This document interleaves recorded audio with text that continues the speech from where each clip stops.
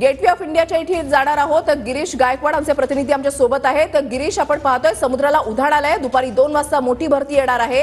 मात्र या ठिकाणी पर्यटकांची, स्थानिकांची, किनाऱ्यावर मोठी गर्दी पण आपण पाहतोय.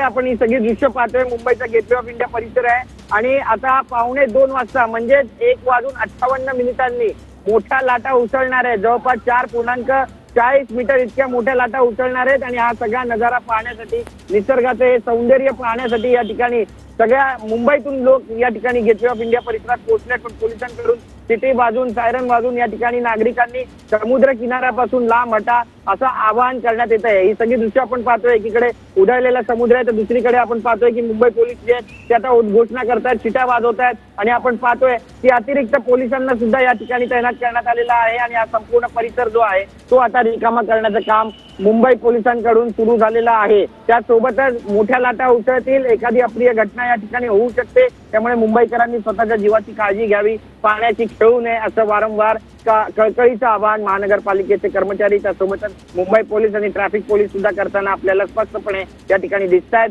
आणि समुद्राच्या जवळ कुणीही जाता कामा नये असं आवाहन वारंवार करण्यात येत आहे. ही सगळी दृश्य आपण पाहतोय. समुद्र उधळलेला आहे आणि समुद्रात 4.40 मीटर इतक्या लाटा उसळणार आहेत. एकीकडे ढग दाटून आलेले आहेत. संपूर्ण परिसरामध्ये जी व्हिजिबिलिटी आहे समुद्रामध्ये ती सुद्धा आता दिसेनाशी झालेली आहे, कमी झालेली आहे आणि त्यामुळे जवळ कुणी जाता कामा नये.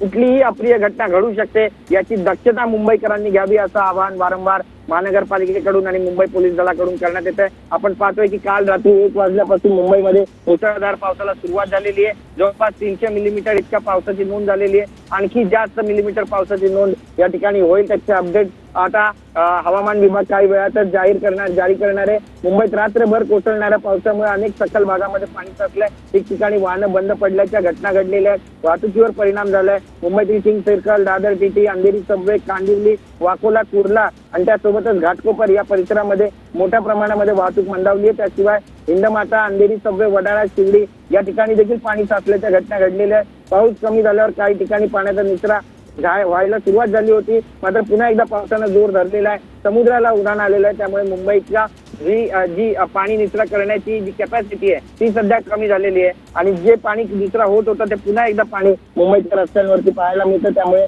वाहतूक पोलिसांकडून सुद्धा मुंबईकरांना आवाहन केलं जातंय की जर काम असेल तरच घराबाहेर पडा, अन्यथा घराबाहेर पडू नका. शाळांना सुट्टी जाहीर करण्यात आलेली आहे. त्यामुळे उद्याची नेमकी परिस्थिती काय असणार आहे हे पाहावं लागणार आहे. मध्यरात्री 1 वाजेपासून सकाळी 7 वाजेपर्यंत मुंबईत जोरदार पाऊस झालाय. बऱ्याच ठिकाणी पाणी साचलेलं आहे. वडाळा, शिर्डी इथे जाणारी वाहतूक सुद्धा सध्या माहिती मिळते की संथ गतीनं सुरू आहे. त्याशिवाय अंधेरी सबवे इथे पाणी साचले, त्यामुळे वाहतूक ठप्प झाली आहे. कुर्ला LBS रोडला नदीचं स्वरूप प्राप्त झाल्याची माहिती मिळते. त्यामुळे तिथे वाहतूक संथ गतीनं सुरू आहे आणि हे